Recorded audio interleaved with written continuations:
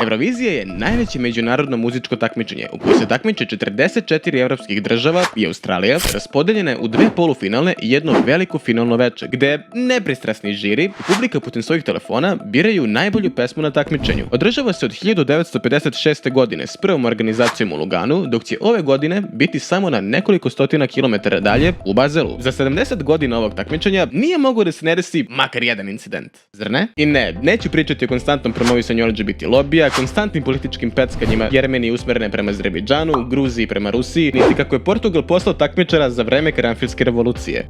Ali ubedljivo najveći skandal je ako vam se ovaj video za sada sviđa i vi još uvijek niste pritisnuli like i subscribe da mi pomognete da stignem do 10.000 subscribera.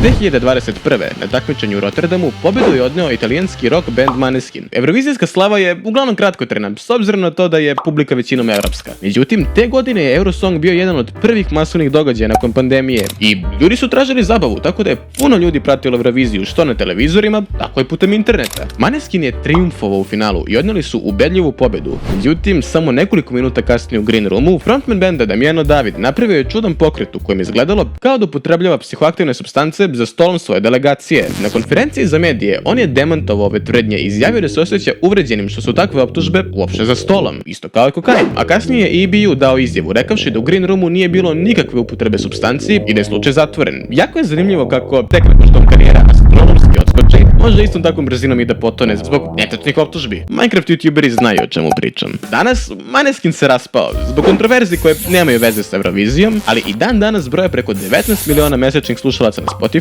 a dve najpopularnije pesme broje skoro 3 milijarde streamova. Frontman Damiano se u međuvremenu odvojio od benda kako bi prema njegovim rečima probao nešto novo i porastao kao umetnik.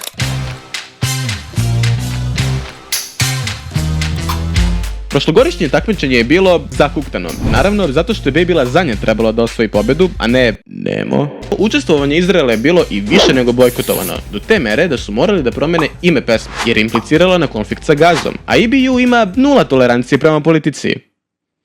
Holandski učesnik Joost Klein, koji svoju zemlju predstavljao pesmom Europapa, bio je ubedljivi favorit da osvoji takmičenje. Međutim, nakon prve polufinalne večeri, na pres konferenciji je uradio nešto što će ga dovesti do diskvalifikacije. Have you ever felt that by being here, you bring risk and danger for other participants and public? You don't have to answer that question if you don't want to. Izraelska delegacija ga je snimala bez njegovog odobrenja, a Joost je oborio i kameru. EBU je ovdje odlučio da sprovede svoju politiku o nultoj toleranciji i diskvalifikuje ga, uništiši njegov dečački san da peva na svojoj faci. Mnogi drugi izvođači su pretili bojkotom i da neće nastupati u finalu, ali EBU nikad nije promenio svoje mišljenje, niti su voditelji ikad spomenuli diskvalifikaciju Kleina. I povrh svega, EBU je navodno softverski utišavao skandiranje publike za vreme nastupa Izraela. Da, i Nemo se oglasio nakon pobede. I broke the trophy. The trophy can be fixed. Maybe Eurovision needs a little bit of fixing too every now and then. A i sad realno, da li se zaista misli da će Holandija da osvoji Euroviziju 2 puta u 6 godina?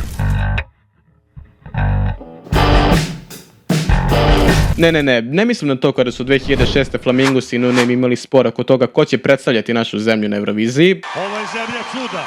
Stefan Simić je već obradio te video, tako da pogledajte. Ovdje se radi o prošlogodišnjem izboru pesme za Euroviziju, gdje je Teodora svojom pesmom Ramonda osvojila titulu predstavnika Srbije, umjesto Breskvice i njene pesme Gnezdo Orlovo. Sasvim zasluženo, ako smijem da dodam. Breskvičini fanovi nisu bili zadovoljni ovim rezultatom, a još manje izborom žirija, konkretno Stacey MC, koja je pevačicu potpuno uskratila za bodove. Podeli sa nama svoje najiskrenije mišljenje o MC Stacey. Nadam se da joj niko nikad neće dati nulu. Vrhunac je bio kada su nezadovoljni fanovi organizovali protest ispred RTS-a, kako bi se Teodora povukla sa takmičenja i zamenila je Breskvica. Protest je bio masivan i pojavio se niko, što je bilo očekivano. A Teodora je nakon takmičenja izjavila da joj je Breskvica prva čestitala, da su se međusobno bodrile tokom istog i da su se čak dogovorile da glasaju jedna za drugu, te je na kraju demantovala postojanje ikakve sujete i zle krvi između njih dve. Breskvica je zaista podržavala Teu, potvrdivši njenu konstataciju. To ne mogu promijeniti.